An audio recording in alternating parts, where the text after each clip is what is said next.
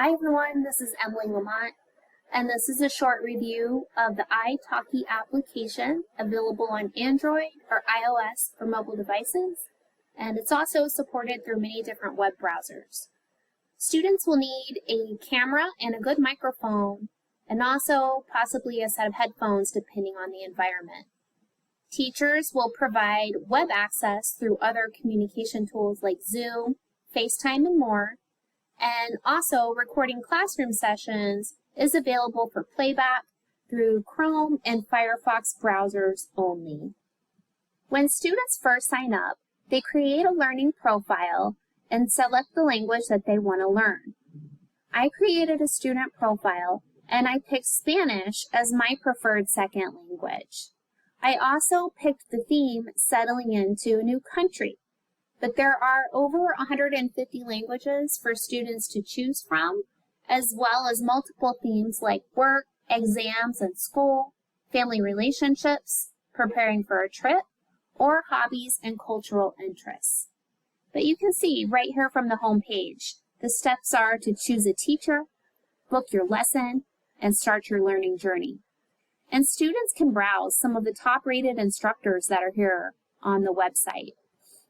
See which languages they teach, and also book a trial session with them right here from the home page. Also available are some of the popular Spanish lessons that are being offered right now. A snapshot of taking classes either individually or if you prefer a group class, students can sign up for those. And in addition to the classes that are offered, there are other learning methods that we can go through, and I'll show you these.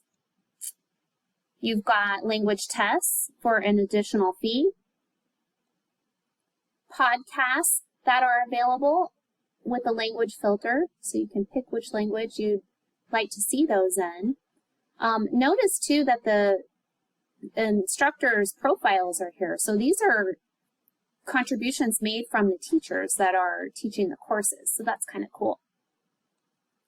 There are a number of articles also available.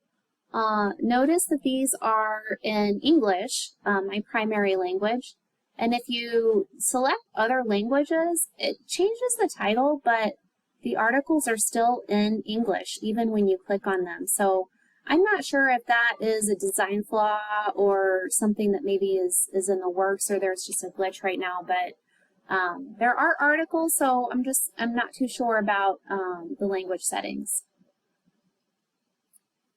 There are a number of general topics for discussion, also with the language filter, and you can make some contributions to this as well. So if you create a post, it goes here to the contribution ribbon.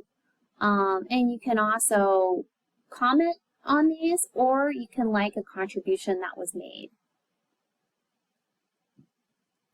There are some prompts or exercises that are available also with the language filter. And there are a number of pop quizzes that you can take, and notice these are also contributions made by faculty members on the website. So it's a real collaborative site. You'll also notice that a lot of the buttons for these different items available on the bottom navigation bar are also available through this community button on the top navigation ribbon. So there's a lot of ways to get to some of the same materials on this site, and no matter what page you're on, you can always get back to the home page, which is a good feature of web design. Now let's go in and look at a few of the teacher profiles. But first, notice how this process is really set up from a learner perspective, or learner needs perspective. There's, of course, the language that a student is learning, but they can also filter by the learning focus that they're wanting to work on for that day. So this is my student profile, so if I were coming in, I could focus on my conversational Spanish, or I could instead focus on grammar for that day. But there's also other learning foci like reading, listening, writing. If a business student were coming in, they could focus on, whatever topic they wanted to really practice. If I were studying for a Spanish proficiency test, I could select which one and go that way.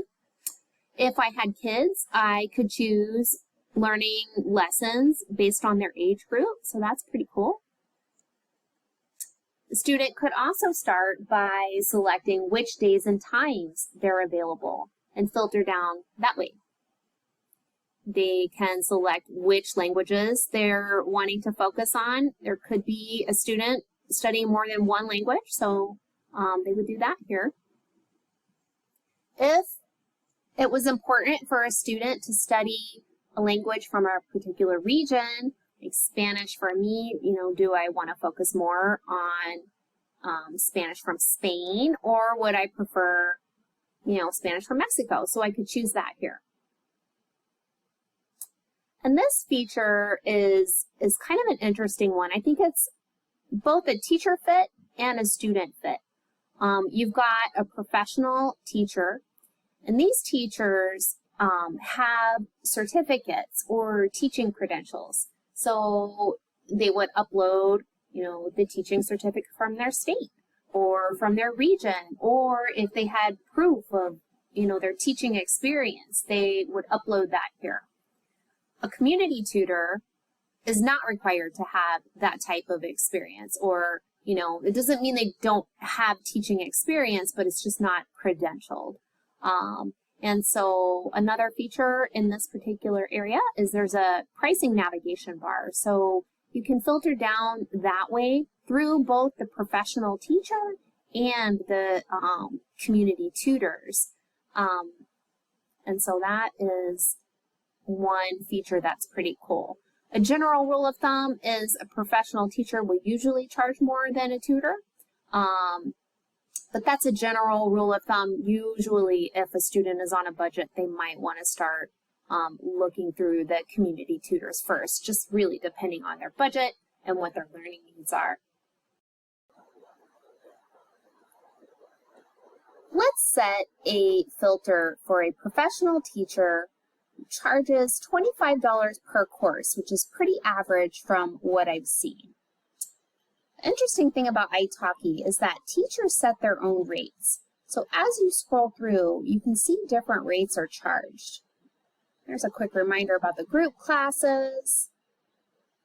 Now Martha here, she teaches Spanish proficiency tests. So if I were interested in that, I might notice that and notice that she's got over 5 years of experience, over 3,000 lessons, and she's charging an affordable rate for a trial lesson.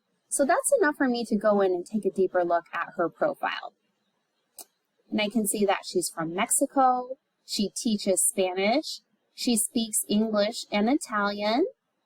Let's expand her profile, read a little bit more about her. She's got some contributions to the learning community. There's a quick introductory video about her. We can expand out her lesson and teaching style. And it looks like she uses a variety of teaching materials, so that's good.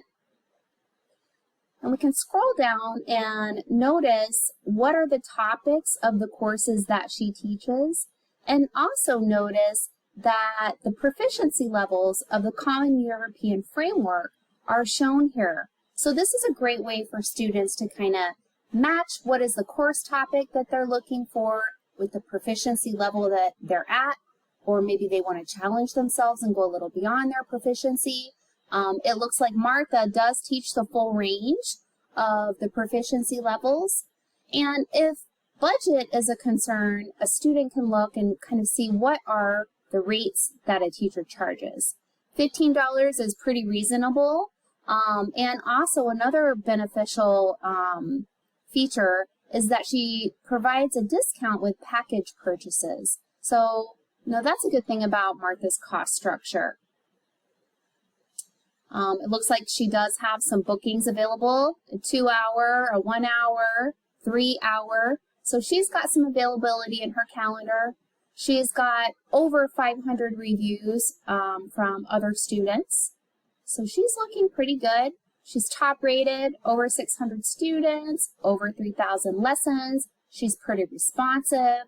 So if this seems to be a good fit for a student, they might want to consider booking a trial session with her. Now let's take a look at the course calendar. Here's where courses are organized by proficiency level and topic. But again, notice that learner preferences can also be set to guide the selection process. There's of course the language that the student is studying, but they can also filter down by proficiency level.